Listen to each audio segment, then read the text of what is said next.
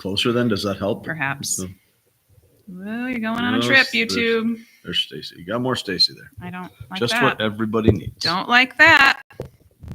Yes, nobody it's wants really that. not about what you like. It's about what they like. Story of my life. And they want to see more Stacy. Do you? Comment if you want to see more Stacy. And they're gonna be like, "No, get her off the screen. She's a woman." Just occurred to me that if we had a different audience, that could go really badly. Everything I just said could go really badly. Yeah, and this isn't that. Oddly, it came to my mind because of a conversation with pastors that I was having. It's probably not good either. Well, also came out of that Daily Wire conversation I was mentioning earlier. It's funny how talking about podcasts. Everything's connected. You know, this week it seems like everything is connected to marriage and this moral revolution that is absolutely shifting the worldview of our society in so many core ways. It's like everything I'm listening to, whether it's sermon audio or a news podcast or a worldview podcast or talking to people, it just keeps coming back to this. Marriage is outdated, and people. There's This isn't what the podcast is about. Oh yeah, we're on with YouTube. Are we on with Facebook too? Yep. And not audio yet. Not audio yet. So keep going. Anyway, so yeah, there's Dr. Braxton, I think is the guy's name. Tony? From Not, but that's our next Super Bowl halftime show, right? And if her voice cracks and somebody says Tony Braxton can't sing, then I'm like, you come on, people. But anyway, he's put out. He's releasing a book based on work that he's been doing and research from Pew and from others that basically is showing on every measurable that they are researching as far as happiness and stability and satisfaction, even economic status. Traditional marriage and parenting, it absolutely skyrockets the numbers compared to all the modern models that we come up with for how to do family and coupling and all this kind of stuff. But nobody wants to talk about Imagine that. So you won't see any of that anywhere in the news. We'll just keep on pushing that, everything, marriage is passé, polyamory is great, transgenderism is great, single people doing all sorts of immoral things, that's all great. Even though all the indicators show that people are significantly less happy, and the least happy seem to be the to make the broad category, the woke white women, the highly educated but very resistant single women who are all the single ladies who are pushing the narrative that we are to be liberated and happier. And basically that's like the least happy group of folks. And when you compare it to previous generations where women were so terribly oppressed, all the indices show that they were significantly happier than what we see today. So that seems to have come up in so many conversations. I'm 2 out of 3. I'm a white woman. And unhappy? Am I unhappy? Yeah. I was just telling my mom yesterday, I really like 99% of my life. Like, I'm very content. And you have reasons to obviously to be unhappy. Sure. So significant stresses that you're dealing with and stuff. But other than that, significant stress, like, I like my life. Like, I like my career. I like my little home life. I like my little quiet. Getting your flooded basement repaired. All those things. I do like that. I didn't like when it happened, but sourdough bread. I do like sourdough bread. I think that keeps me a little bit sane.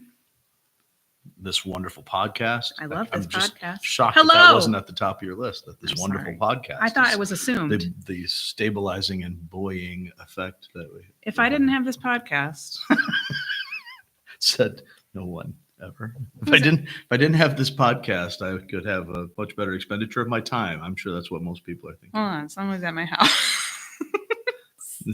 Contractors show up early. Welcome to Something Real.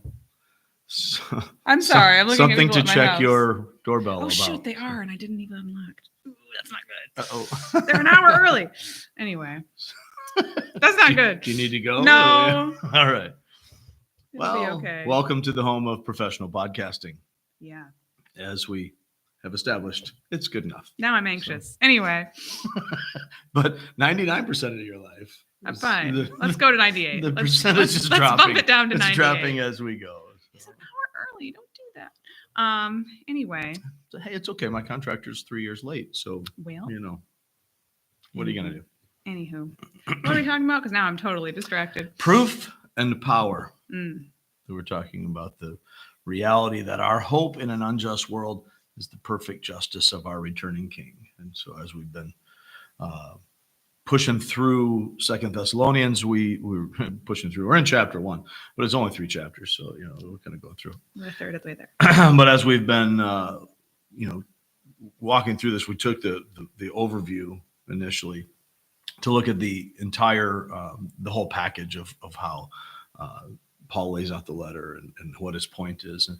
And we're going to see that actually largely this next week, because chapter 2 really is the heart of what we're seeing through the whole letter. But as he's kind of walking through this this picture there in chapter 1, he's establishing this idea in 2 Thessalonians that we're thankful. I'm thankful. We're thankful for you as a church, and we should be. And the reason we should be is because of your growing faith. We see that the word is taking root in you. We're happy with 99% of your life, right? So there's so much good stuff going on here. And the fact that you're in the midst of this adversity, you're in the midst of all of this persecution, the same things that chased Paul out, and now they're dealing with, an unnamed but described set of false teachings that they're dealing with. And Paul's like, man, your steadfastness in the midst of this, is evidence. It's the proof that God is at work in you, and that God's plan is good, and his election is good, and what he's going to do in the future is good. You are the evidence. You're the proof of God's power as we're going through this. Right.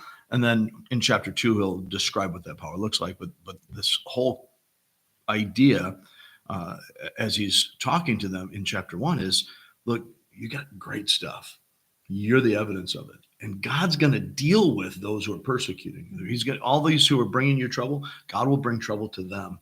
And his justice, his perfect justice, will set everything right when Christ returns. Mm-hmm. And so that's the whole premise of this first chapter of this general theme of the book, is that our hope in the midst of a confusing and unjust world, with all this stuff swirling around us, is not in the system. It's not in self-improvement. It's not in the hope that people are going to get better in this, progressivist idea that we can create this utopia. Our hope instead in this unjust world is the perfect justice of our returning King. And when Christ returns, everything's going to be set right. When Christ returns, the justice will be unbroken. It will be absolutely perfect, and it won't end. Right. We don't have that hope realistically in our world today. And so that's one of the reasons that we see so much disappointment when we put our hope in the system, or whatever aspect of the system we're talking about. We're talking about the educational system or the economy or the government, and people get so fired up about the next election. This is the most important election of our lifetime. How many times have we heard that? Right? Most of the time, that's not true. Every election matters. There's weight to it. Every vote has consequences.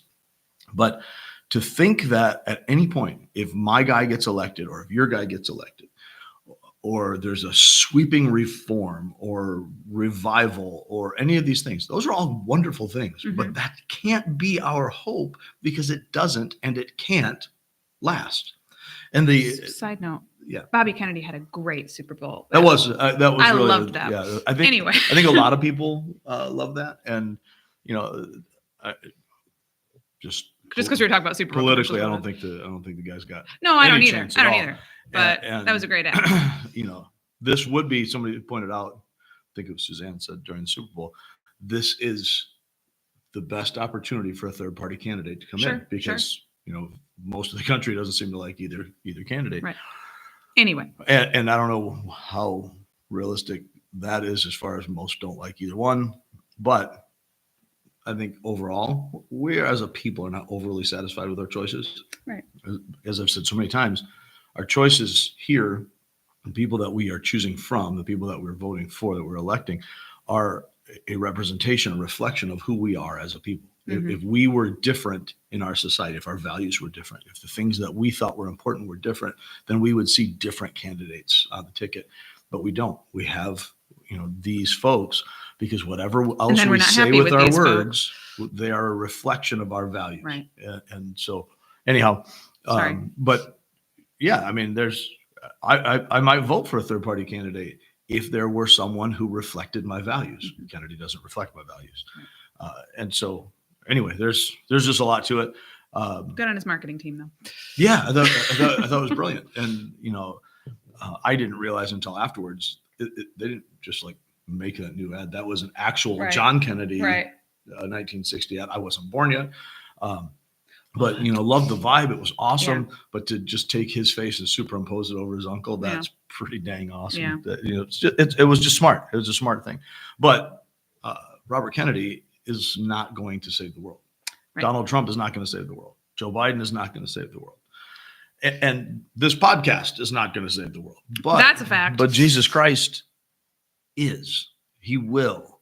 It's certain. His justice is absolutely right. And so if we keep putting our hope in the system, we will keep being disappointed.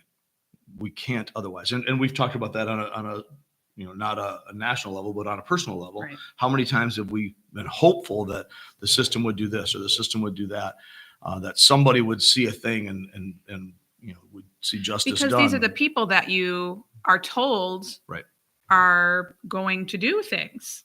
And that, so you put your hope in these people, and that's the problem is people will be people. And how many stories do we see across the country where, the people that are in charge of our most vulnerable, the teachers and school counselors and clergy and folks who are supposed to be bringing justice and making things better and improving the lives of our children, and yet they're doing exactly the opposite. We're seeing people who are in education to reshape the minds. Don't get me wrong, I'm not saying that's everybody. Obviously, my family is very invested in education. My sister's a teacher, principal, and all these things. Have you watched Abbott Elementary? No, but I've seen commercials for it. So I'm deep in it now. Anyhow, but we recognize that just like I, shifted away from poli-sci in college, realizing that that's not where power is. Power isn't changing hearts. This is what God's called us to. So in that same way, people go into politics to be able to make changes, and often, there's personal gain that folks will get from it. But the most idealistic, the most altruistic of people get into it to be able to fix things, to make change. Think of Mr. Smith Goes to Washington, great movie by the greatest American actor. Anyway, as we, my favorite anyway. So as we see that play out into our other, cultural institutions like education, people get into teaching because they want to change lives, they want to shape lives. But if their values, whether they're doing this with an intentional nefarious purpose or not, if their values are not reflective of reality, and when I say reality, I mean God's values. That's what we do here on this podcast, is try to connect the reality of God to the realities of life. Ultimately, all reality is God's reality. All truth is God's truth. And if we have those who are teaching our children who don't connect with that, not believers, or today especially unbelievers who are untethered from the shared values that we used to have as a society, which were rooted in Christian principles and therefore reconnected, however loosely, to God's values. If we don't have that, then we're shaping these kids according to the worldview of the person doing the shaping. Right. There is no neutral education. There is no neutral entertainment. When we put on a TV show for our kids or for ourselves, Abbott Elementary or Bluey or whatever it is, every single time we are introducing or reaffirming a set of values that are coming in. Sure. And there is no such thing as neutrality in these spaces. And so when we put our hope in those things, and those things are untethered from the reality of God, then we will inevitably be doing the devil's work while we think we're doing God's work. And I think we live in a society more and more where, number one, people are looking for something to hope in. People who don't have Jesus in their lives, and so they're looking for. I mean, I remember Barack Obama's campaign. That was the hope. Yep. That was his thing. Was hope. Hope and change. And hopey changey stuff. Yeah. So yeah, because his team likely knew that people want to hope in something and someone, and if it ain't Jesus, it might be Barack Obama. And that's that's why politics is always, if you pardon the crassness of using this, politics is always looking for a Messiah. Sure, and that campaign in particular felt very much like that. Very much did. You'll see that throughout, socialist countries and so on. In some of the signage that they used was evocative of even the coloring and everything. When you see the great liberator, the person that's going to come in and fix these things, revolutions follow personalities. So ideologies are limited in their power.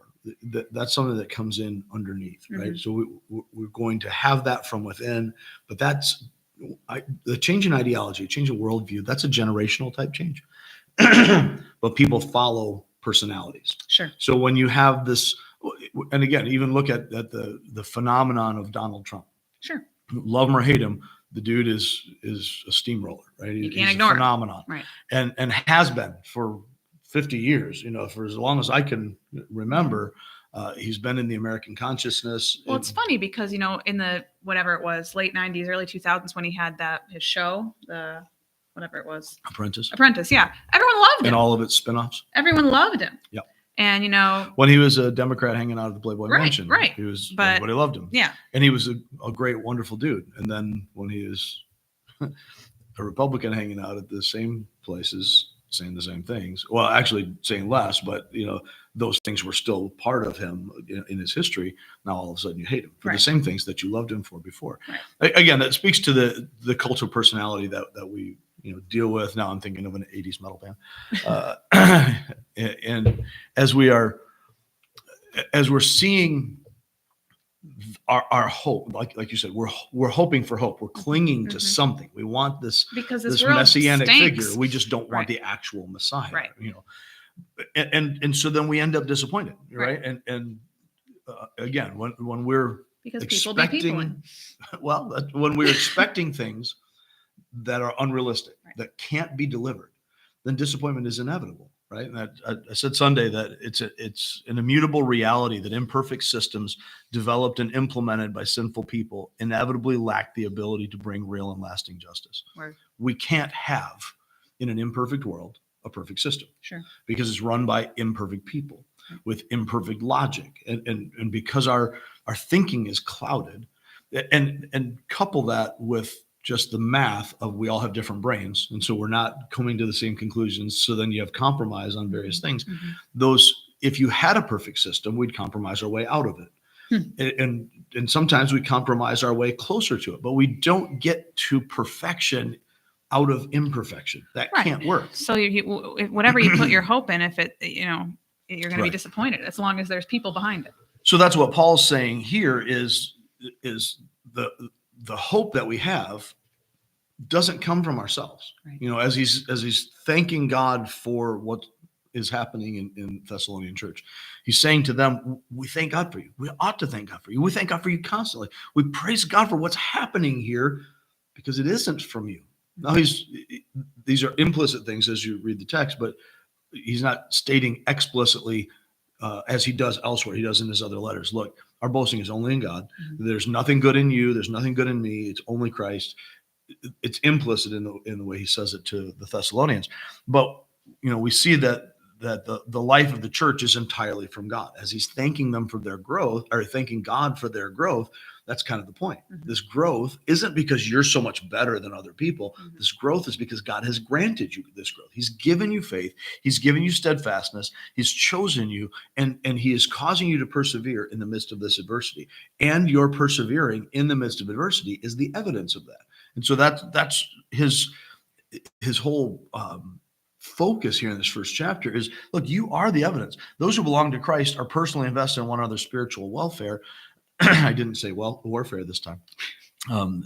We're personally invested in each other. So Paul is rejoicing with them because he's invested in them. But the growth and the perseverance that they have aren't from them. It's not because you got it better and you worked harder and you were smarter. In fact, Paul, in his own testimony, refutes that entirely. He says, look, I did all those things. I worked harder than anybody, and I was going to hell. Right. I'm the chief of sinners while I was the most holy according to the law. I was the most accomplished as far as my zeal and all these things. I was after it. And yet I didn't know God, because I thought I did. I thought I was working for God, but I didn't know Jesus Christ. And the grace that he gave to me in spite of that is what has made all the difference. So now I'm not going to come to you and preach. Paul put himself in a position where people saw him as a weak orator, a weak speaker. He couldn't have been who he was as a Pharisee, as he was, ascending to the Sanhedrin and he was the rising figure. He could not have done that if he was a doofus, right? Right. That was not how this worked. He was gaining respect from the people that knew him. It wasn't like it is today, where if you get, this populist movement, you can get pushed up in there. Right. Paul had to impress the rabbis above him. Mm-hmm. He had to be able to make cogent arguments. He had to be able to know the scriptures inside and out. And so he did all these things. His legal mind was sharp. But he came into preaching and you see it throughout his letters. He makes the point very strongly in the Corinthian letters, but over and over again, he says, look, I didn't come here with words of power and wisdom. Mm-hmm. I will make myself the biggest fool, the biggest idiot in your eyes, if only you'll see the power and wisdom of God. Right. It's the cross, and that's foolishness to the world. That's foolishness to the perishing. But it's the power of God to salvation for us. And so my entire boasting, my entire everything is the cross of Christ. I preach Christ and him crucified. Even when people in the church are like, oh, man, Paul, he's, his letters are strong, but then in person, he's kind of weak. We want somebody that's more engaging. We want that like Apollos or somebody like that. And that whole focus is flesh oriented. And Paul is establishing then and here, look, it's not about us. It's not about me. It's not about Apollos. It's about God. It's about what Christ has done. Well, even Jesus, I don't think was what people actually expected. Right. They expected some kind of, big warrior type to come in. Well, and even when he gained following, right, as he's doing miracles, they loved him because his teaching had authority. He sounded different. Right. So, but to take down the Romans, that he wasn't. It's not like a he gets us ad, where he's just only soft. Let's not start on that all the time. That's another part. We'll save that for something to rant about. Join our non-existent Patreon. And my very mixed emotions about that campaign. But anyway, as Jesus is gaining a following, thousands of people flocking to him, and he goes out of his way over and over again to drive them away. Mm-hmm. This is not the seeker-sensitive kind of thing that we talk about in today's world, where we want to dumb down church to make it as appealing to the world as possible. Again, he gets us campaign. We want to present a Jesus who's so approachable that we don't talk about the gospel. We want people to get saved without the gospel. Right. Now, in fairness, you can click on the link and you can, if you actually are interested, you can go and do that. And they'll connect you with churches. And so eventually, if you work hard enough, you'll find the gospel in there. But this idea that we need to make church more like the world, more palatable for people. More palatable for people. We want to appeal to the flesh. That's never going to work. All of the machinations that we come up with, all of the church growth strategies and evangelism strategies that we come up with, ultimately are a waste of time. Right. I'm not saying don't be strategic. I'm not saying don't think. What I am saying is the power of the gospel is the gospel. It's not our techniques. It's not any of these things. So the spiritual growth and perseverance that we see in the church, when we see genuine growth and perseverance, it comes from the Lord. And the same thing with conversions. It's we are sanctified in the same way that we're saved, by God's grace, by the sovereign action of the Holy Spirit. And as we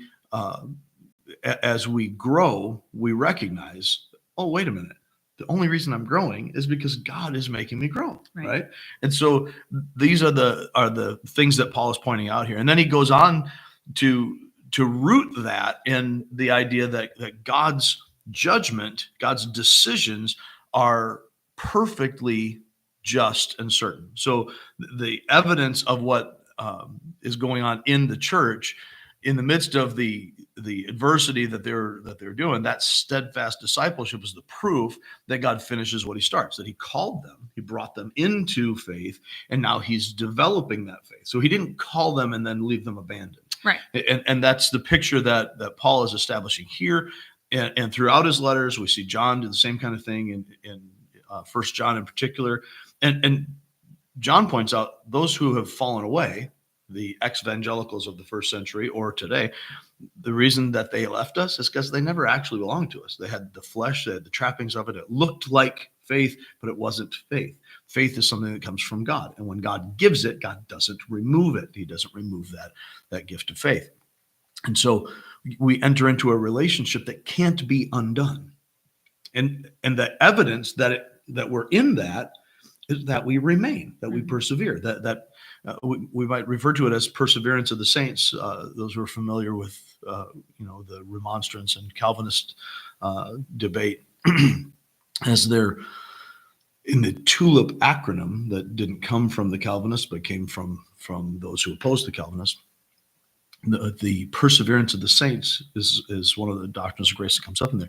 But really, the better understanding is the preservation of the saints, that God is the one that's doing that. That actually probably more accurately represents the Reformed teaching, the Calvinist teaching, that if you are in Christ, you remain in Christ. Mm-hmm. So in that sense, there's perseverance. But that perseverance comes from God. So preservation actually is really what it is. Right. He's causing you to persevere. And you know that you're in him because you're still here. And that's why marriage gives such a good picture of that. Marriage, above everything else, is in and there's so much to it. We were just talking about this last night in our Desiring God's Day, with all the marriage talk that I mentioned and something you rant about. And I don't know if I did it on here or not, but as we're talking about how much marriage is coming up this week, we get to the chapter in Desiring God on Wednesday night about marriage and how that's the matrix for Christian hedonism, as he calls it. My mom wasn't going to go. I'm glad she did. I'm glad she came. But as we're looking at it, it's a discipleship program that God gives us in marriage. And so with all the mystery that goes on there, the biggest advice that I give folks, because everybody always asks, what's your marriage advice, especially in premarital counseling, what's your marriage advice? Stay. That's my number one thing. If I stay, well, we can fix it, right? If I stay, I can be a reflection of Christ. I can be a reflection of the relationship that God had with Israel, as we see Hosea and Gomer. Now, if I'm going to stay, that means I got to do all the rest of the stuff that goes along with it, because marriage is a mystery. It is something concealed and revealing that teaches us about the relationship between Christ and the church. And if we get that wrong, then all the rest of it is bound to fall apart. And so this is why Christian marriage is the only best marriage. So you should play that Lisa Loeb song for people when they ask you. What's that? What's Stay. Oh, I should have thought of that. So I haven't thought about that song or Lisa Loeb in we have very different brains. Anyway. Yes, that's very true. Vive la différence. Anyway. Yeah. So, but we were in something to rant about. We were talking about how wrong everyone gets it today, because it's kind of a do your own thing. We've made it about us, right? And marriage was never about us. And marriage today seems, correct me if I'm wrong, maybe it's always been this way and I've just noticed it more. It seems so much more disposable today. For sure. Let's get married because if it doesn't work out, we can get divorced. Now maybe it is in your lifetime because you're super young. Maybe in your lifetime it hasn't shifted as much. That's like 5 minutes. I don't feel it doesn't feel as like you say about minutes. Gabriel all the time. He's a fetus. So as you're as you're observing that, you're right, 100%. It has changed in those 36 years dramatically. It's changed so much more dramatically in the last 50, in the last 100.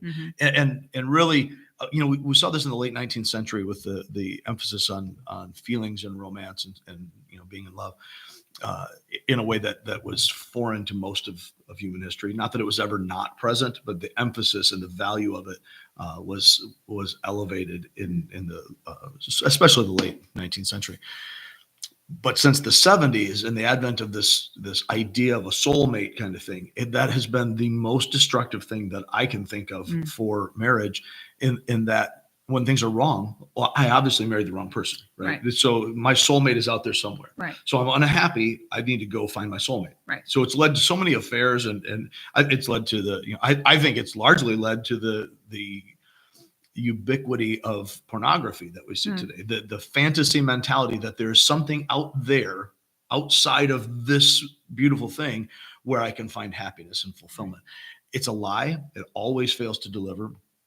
And that, that staying part of marriage brings us back to understanding, oh, wait, this is how Christ and the church connect.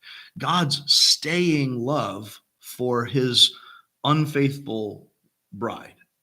Christ lays himself down and he stays. And so when we see in Philippians 1:6 that he who began a good work in you will be faithful to complete it in the day of Christ Jesus, that's the picture that we see. God chose us. He brought us into himself. And through Christ, he keeps us. And when we blow it, he stays. We see in Hebrews, even when we are unfaithful, it might not be Hebrews. I'm losing. Anyway, one of those. It's in there. It's in there. Trust me. I always love it when a pastor says, "Trust me." But anyway, when it says that he is, it's going to bug me until I get my brain wrapped around it. Where the reference is. Only got 2 minutes, so you better do it quick. I'll do it later off the podcast. I'm going to look it up one more time. But even when we're unfaithful, God remains faithful because he can't deny himself. Right. So it's 2 Timothy. Sorry. I don't know why I said that Hebrews. Was not Hebrews. No, well, it's both at the back of the book. Anyway, so God doesn't leave evil unpunished. And he doesn't leave his children abandoned or forsaken. And it's hard for us to remember that sometimes I need that in the midst of things. Right. Yeah. And that's why Paul's saying it to them. It's like, listen, whatever's going on, whatever you've heard, whatever you've been told, relax. Don't be easily unsettled. Paul says relax. Keep calm and carry on. You just need to settle down, relax, take it easy, as my son likes to say. So do the Eagles. That's and he's probably never heard that song. Probably not, because he's a fetus. but as we consider what God says in his word, what has he promised? What has he said is true? And the one thing that Paul is telling us to cling to here in chapter 1 is Jesus is coming back. And his justice is perfect, and he'll set all things right. And those who are against him, those who are outside of him, they will be judged. And you will be lifted up because you're in him. And that's the hope. That's what we find. What better hope than that? Yeah, to cling to. And that's why is it always easy to cling to? No. Absolutely not. Excuse me. It absolutely is not. And so as we are working through this in our own personal lives, we need to remind ourselves, and that's what we'll see in chapter 2. Is we need to stand firm. We need to hold fast. We need to cling to the teachings that remind us of the promises of God, because he is faithful, and that's how we can carry on. Nice. Thank you guys for listening. We were actually on our normal time today. That's fantastic. So yeah, if you haven't joined us yet in there, it feels weird. It does. In this sermon series of 2 Thessalonians, you can catch up on the podcast and join us virtually or in person on Sunday mornings at 10 a.m. Thanks for listening. Bye-bye. Farewell, YouTube. Hi, Jeremy and Brandon, and one other mystery viewer.